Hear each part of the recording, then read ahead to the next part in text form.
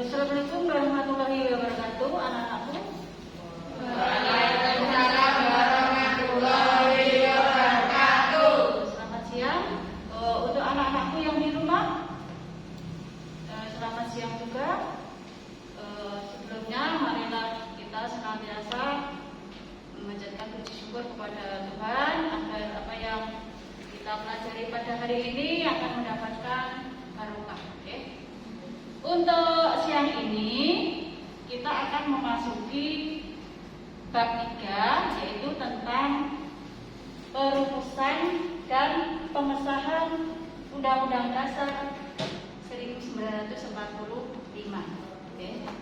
Seperti yang sudah Bu Guru sampaikan pada materi awal di bab 1, itu juga tentang perumusan dan pengesahan dasar negara Pancasila. Sebelumnya anak-anak, hari ini siapa yang tidak masuk? Masuk semua? Oke, terima kasih. Semoga kalian senantiasa dalam keadaan yang sehat. Kita lanjutkan anak-anak. Di bab 1 kemarin yang sudah Bu Guru sampaikan pada bulan kemarin, kita sudah menjelaskan tentang perumusan dan pengesahan Pancasila sebagai dasar negara. Dan sekarang kita akan melanjutkan apa yang sudah dirumuskan dan disidangkan oleh BPUPKI, yaitu tentang perumusan dan pengesahan Undang-Undang Dasar 1945.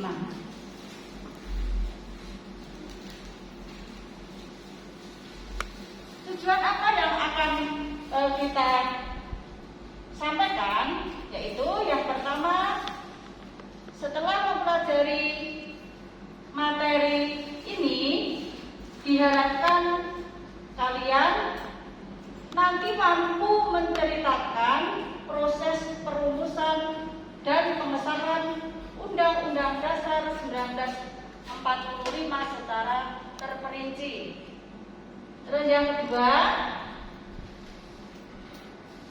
kalian bisa menerapkan nilai-nilai yang terdapat di dalam proses perumusan dan penetapan Undang-Undang Dasar 1945 dengan baik. Tujuan yang ketiga, diharapkan kalian secara mandiri mampu membedakan materi yang ada dalam Undang-Undang Dasar 1945 yang telah disahkan oleh PPKI tanggal 18 Agustus 1945. Tujuan yang terakhir adalah kalian bisa menunjukkan dukungan terhadap nilai-nilai dalam perumusan dan pengesahan Undang-Undang Dasar 1945 dengan tepat.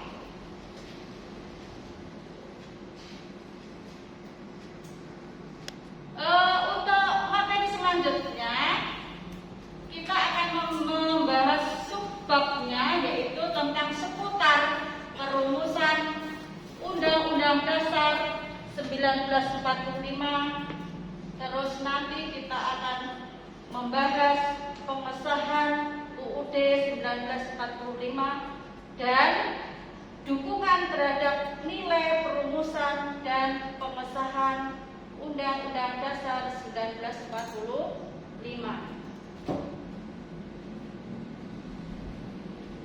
Sebelum kita lanjutkan, coba kalian perhatikan gambar itu. Gambar itu adalah gambar yang menunjukkan seorang siswa membacakan teks pembukaan Undang-Undang Dasar 45 yang pada waktu upacara bendera. Sekarang juga. Pertanyaannya, kenapa pembukaan Undang-Undang Dasar 45 itu selalu dibacakan setiap upacara bendera? Siapa? Nadia, tolong tunjukkan namanya dulu. Sebutkan namanya dulu. Perkenalkan, nama saya Nadia Putri Cahyaningsih dari kelas 7D nomor absen 19. Agar peserta upacara bisa memahami dan akhirnya akan melaksanakan nilai-nilai yang terkandung dalam Pancasila. Siapa yang ingin menambahkan? Jadi, kenapa Bu kita kalau mengikuti upacara bendera kita selalu melihat ada petugas membacakan teks pembukaan? Karena di dalam pembukaan sendiri kita tahu di alinea yang keempat, ya toh, itu ada rumusan resmi dasar negara. Nah, kenapa dibacakan? Karena nilai-nilai Pancasila yang ada di dalam pembukaan itu setidaknya harus bisa kita terapkan dalam kehidupan kita sehari-hari. Itu gambar yang ada di layar monitor. Kita lanjutkan lagi. Ini adalah contoh nilai nasionalisme, oke? Contoh nilai nasionalisme.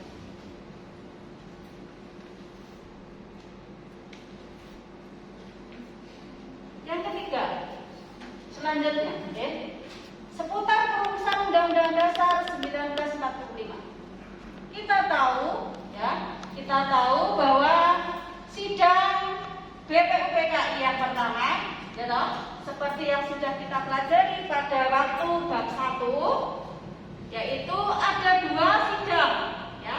Yang pertama sidang BPUPKI yang pertama di tanggal 29 Mei, ya toh, sampai 1 Juni. Membahas apa itu? Iya, dasar negara. Nanti kalau ada yang menjawab, tolong tunjukkan jari dan diperkenalkan namanya. Jadi yang pertama, sidang pertama yaitu membahas dasar negara di tanggal 29 Mei sampai 1 Juni. Terus sidang kedua yaitu tanggal 10 Juli sampai tanggal 16 Juli 1945. Di sidang pertama, yaitu yang sudah kita pelajari yang kemarin, itu membahas tentang dasar negara. Terus yang sidang kedua di tanggal 10 sampai 16 Juli itu membahas rancangan undang-undang dasar. Coba kita baca satu per satu. Untuk sidang tanggal 10 Juli membahas apa itu? Yaitu membahas tentang bentuk negara. Siapa yang tahu bentuk negara kita apa? Coba tunjukkan, tunjuk jari. Bentuk negara kita apa? Seperti yang dijelaskan di pasal 1 ayat 1. Bentuk negara kita apa? Bentuk negara kita adalah kesatuan. Bentuk pemerintah kita adalah republik. Jadi kalian bisa membedakan antara bentuk negara dan bentuk pemerintahan. Untuk sidang tanggal 11 Juli, ya, sidang membahas tentang wilayah negara, persiapan penyusunan rancangan undang-undang dasar dan pembentukan panitia perancang undang-undang dasar serta rancangan undang-undang dasar. Itu yang sidang tanggal ke-11. Sidang BPUPKI yang kedua di tanggal 13. Tanggal 13 yaitu membahas tentang penyampaian hasil rancangan undang-undang dasar. 15 Juli itu membahas tentang kemerdekaan.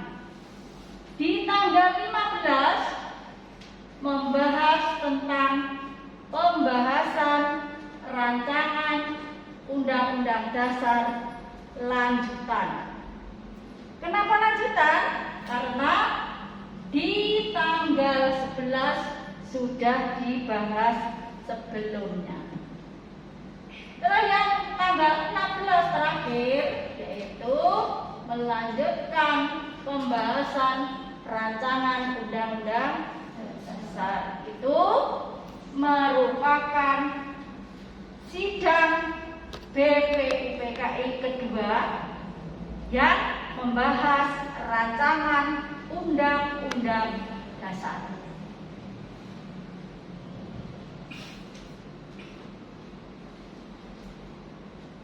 Selanjutnya, kesepakatan bersama tentang rumusan rancangan Undang-Undang Dasar.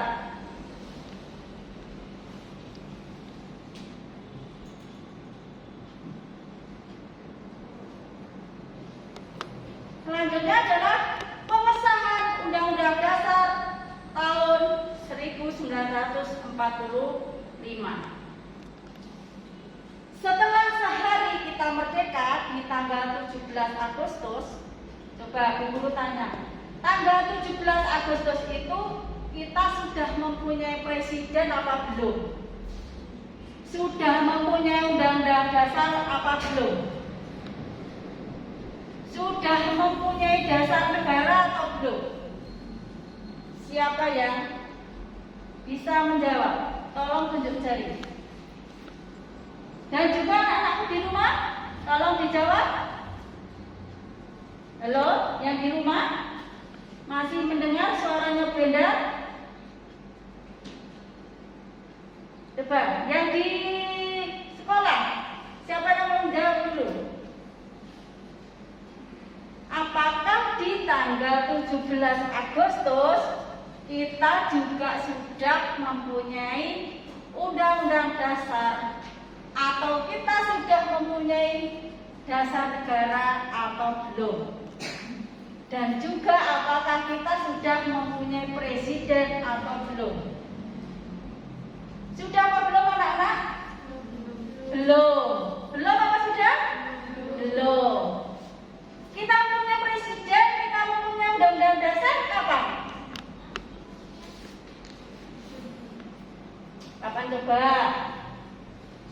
Jadi di tanggal 17 kita itu baru menyatakan kemerdekaan.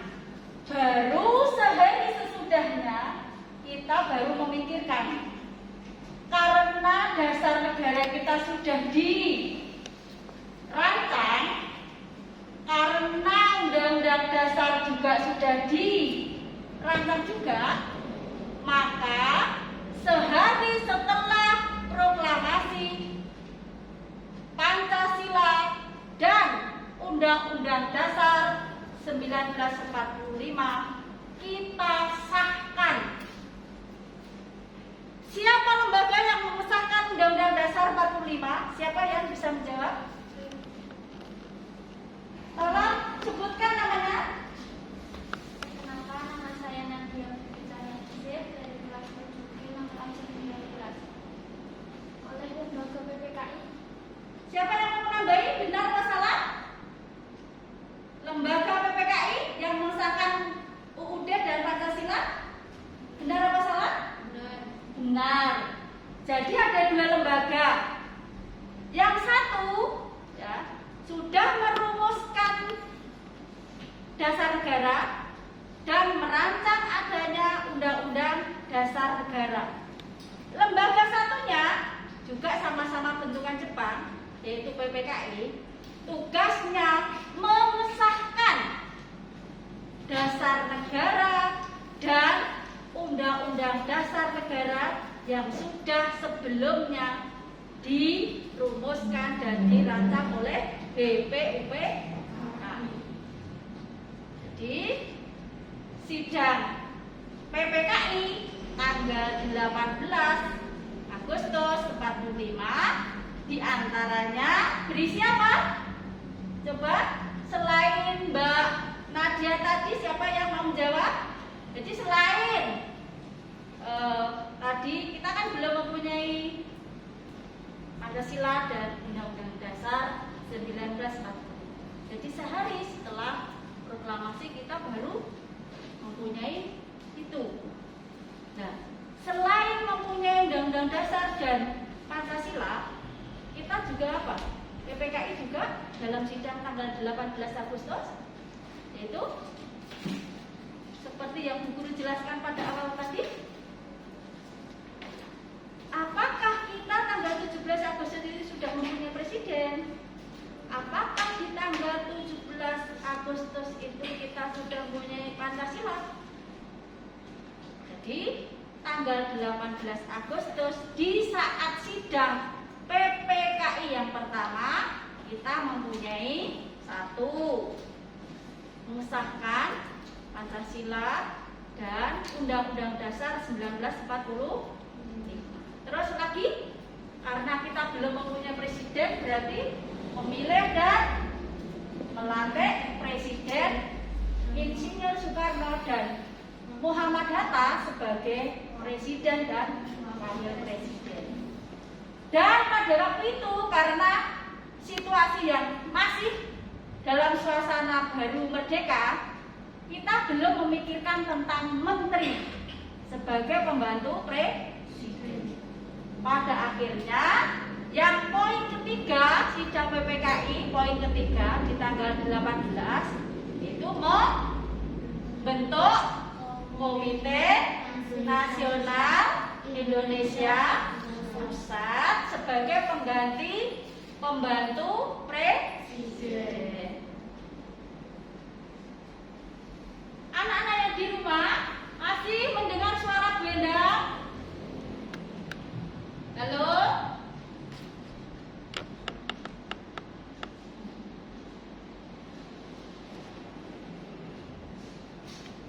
Nah, kita lanjutkan ya. Kita lanjutkan. Jadi ini tadi secara gamblang, jadi pengesahan Undang-Undang Dasar 1945 yang pertama yaitu pengesahan Undang-Undang Dasar, yang kedua susunan pemerintahan, yang ketiga pengangkatan presiden dan wakil presiden, serta pembentukan Komite Nasional Indonesia Pusat. Sekarang, kenapa Bu Pancasila tidak disahkan, kok hanya mengesahkan Undang-Undang Dasar? Pancasila kemana? Karena sudah dirumuskan oleh BPUPKI. Kok ini tidak ada di sini? Ya toh? Nah, ini kok tidak ada. Kok hanya mengesahkan Undang-Undang Dasar? Siapa yang bisa menjawab? Ujo.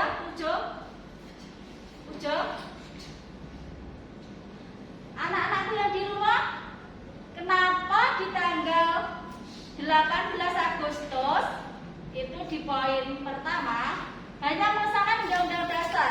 Pancasila kemana ini? Katanya sudah dirumuskan BPUPKI. Betul? Nah, karena Pancasila sudah ada di dalam pembukaan alinea ke. Oke. Kita lanjutkan.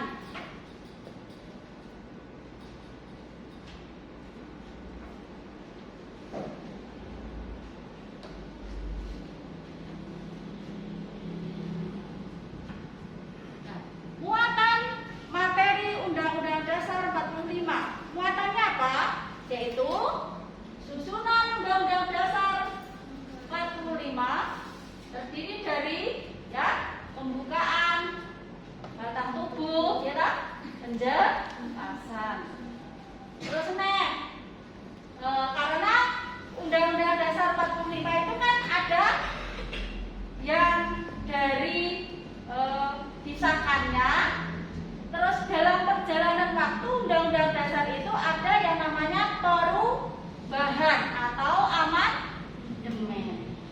Jadi antara Undang-Undang Dasar yang disahkan di tanggal 18 dengan Undang-Undang Dasar dalam perjalanannya di tahun 1998 itu sudah berbeda namanya.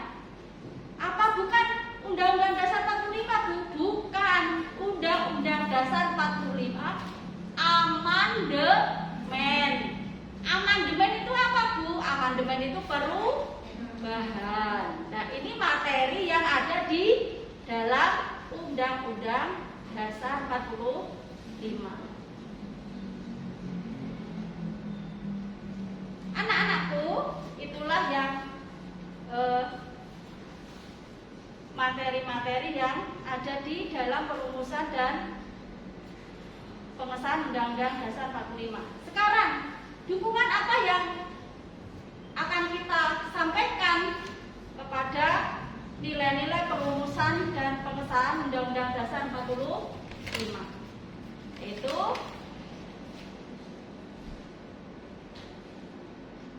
Undang-Undang Dasar 45 itu merupakan hukum dasar yang tertinggi.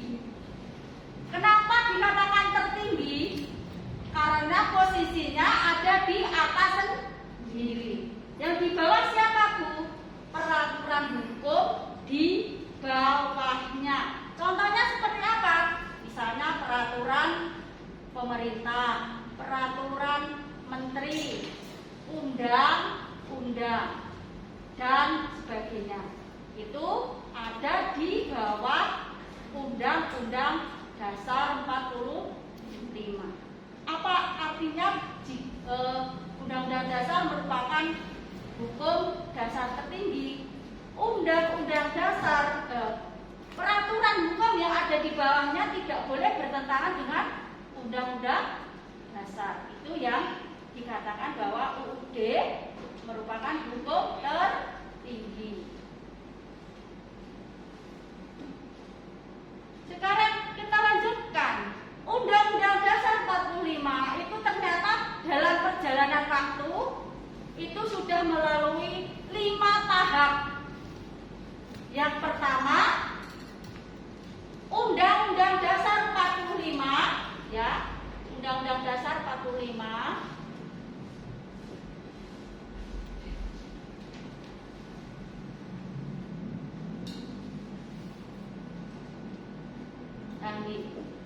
Jadi ada 5 tahap.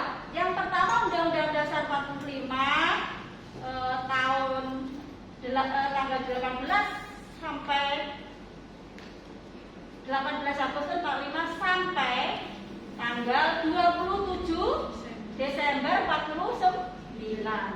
Itu masih dikatakan, masih diberi nama UUD 45. Yang kedua adalah Undang-Undang Dasar RES. Apa itu RES? Republik Indonesia Serikat, ya toh? Kenapa dikatakan serikat? Serikat itu adalah bagian. Berlakunya di tanggal 27 Desember nanti sampai tanggal berapa?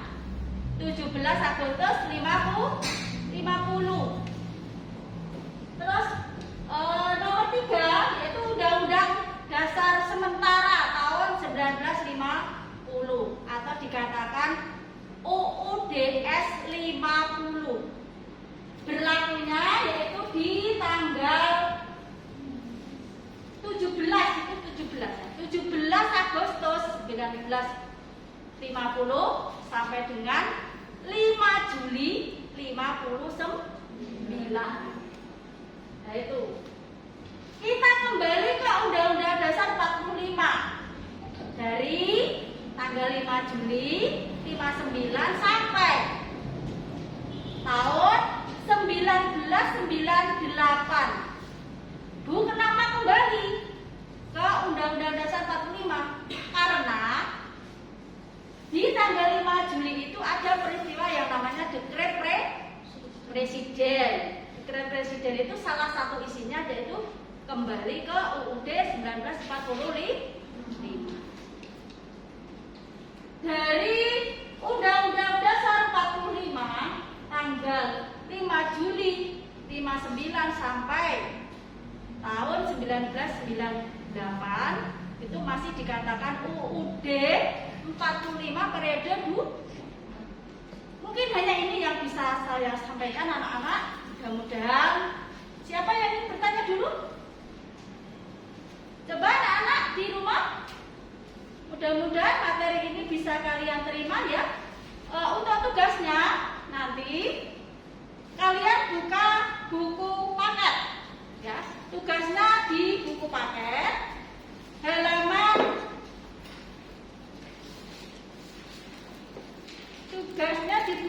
halaman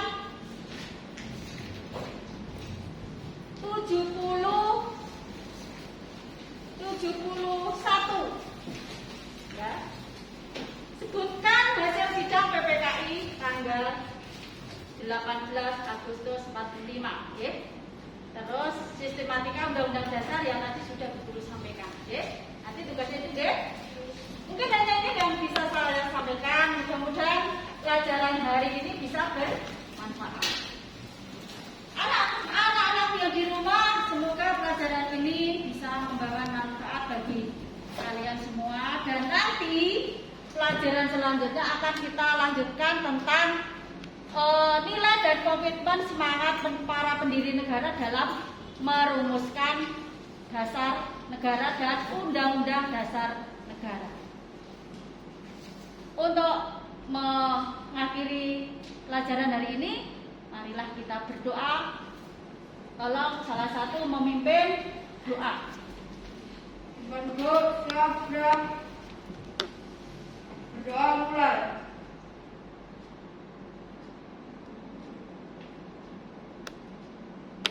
Doa selesai. Terima kasih anak-anakku. Assalamualaikum warahmatullahi wabarakatuh. Selamat pulang sampai rumah dalam keadaan yang sehat. Jaga prokes tetap ya. Mudah-mudahan semuanya sehat.